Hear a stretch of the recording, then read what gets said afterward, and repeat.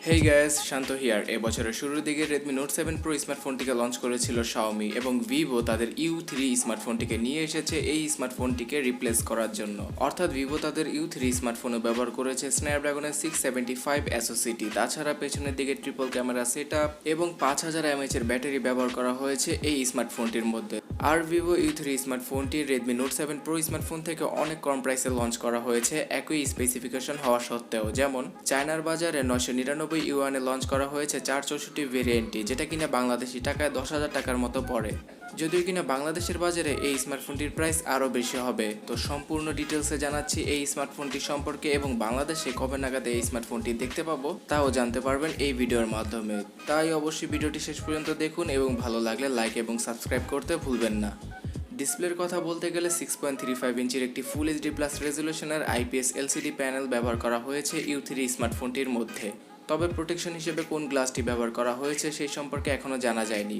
ডিসপ্লের উপরে ছোট নচের মধ্যে রয়েছে 16 মেগাপিক্সেলের ক্যামেরা, যার অ্যাপারচার f2.0। পেছনের দিকে ট্রিপল ক্যামেরা সেটআপটির মধ্যে রয়েছে 16 মেগাপিক্সেলের প্রাইমারি সেন্সর, 8 মেগাপিক্সেলের একটি আলট্রা ওয়াইড ক্যামেরা এবং 2 মেগাপিক্সেলের আরও একটি সেন্সর। তো সর্বমোট 3টি ক্যামেরা দেখা পাবো আমরা পেছনের দিকে।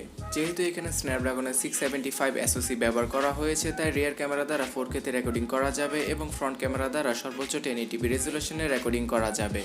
আর EIS এর সাপোর্ট তো রয়েছে রিয়ার ক্যামেরার মধ্যে। তাছাড়া এই স্মার্টফোনটিকে পাওয়ার ব্যাকআপ দেওয়ার জন্য ম্যাসিভ 5000 mAh এর ব্যাটারি ব্যবহার করা হয়েছে, যেটা কিনা 18 ওয়াটের ফাস্ট চার্জিং সাপোর্ট করে। তবে এখানে একটা জিনিস সবাইকে ডিসঅ্যাপয়েন্ট করতে পারে, আর সেটা হচ্ছে গিয়ে USB Type-C পোর্টটি দেখতে পাবো না আমরা এই স্মার্টফোনের মধ্যে।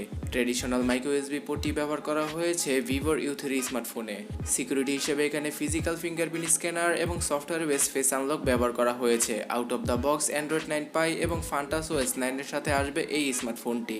তাছাড়া সব ধরনের সেন্সরি ব্যবহার করা হয়েছে এই স্মার্টফোনটির মধ্যে।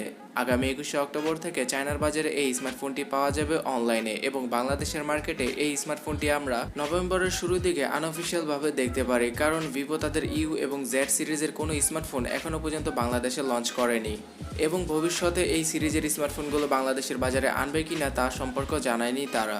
সো 10 থেকে 12,000 টাকার মধ্যে যেহেতু এই স্মার্টফোনগুলো চায়নার মার্কেটে লঞ্চ করা হয়েছে, বাংলাদেশের মার্কেটে খুব সম্ভবত 15 থেকে 18,000 টাকার মধ্যে এই স্মার্টফোনগুলো আমরা দেখতে পাবো। এবং এক কথায় বলাই চলে যে Redmi Note 7 Pro স্মার্টফোনের থেকেও কম প্রাইসে এই স্মার্টফোনটিকে লঞ্চ করেছে ভিভো। যদিও কিনা গরিলা গ্লাসের প্রোটেকশন আমরা ব্যাক সাইডে দেখতে পাবো না, তারপরও বাজেট অনুযায়ী খুব ভালো একটি স্মার্টফোন হতে চলেছে এই স্মার্টফোনটি। সো ফ্রেন্ডস, আপনি কেন আমাকে জানাচ্ছেন না এই স্মার্টফোন সম্পর্কে আপনার মতামত কি? এবং এই রকম ভিডিওগুলো রেগুলার পেতে হলে অবশ্যই চ্যানেলটিকে সাবস্ক্রাইব করার পরে পাশের বেল আইকনটিতে ক্লিক করে রাখবেন। তো দেখা হচ্ছে পরবর্তী ভিডিওতে। টাটা।